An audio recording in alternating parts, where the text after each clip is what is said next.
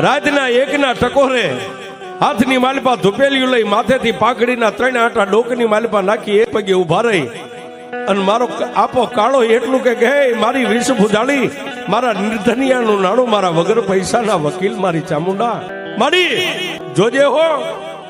મારી દુનિયાની માલપા હું તારો કાળિયો દુબળો છું, મારી વસ્તી દુબળી છે, પણ પાલખના માલપા બેઠેલી મારા કાળા તળાવના ટીબે મારી ચામુંડા તું દુબળી નથી નથી. આટલો સવાલ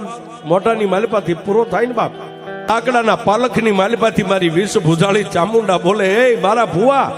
રાતના એકના ટકોરે મને ભૂતેલી નાગણીને જગાડ. હે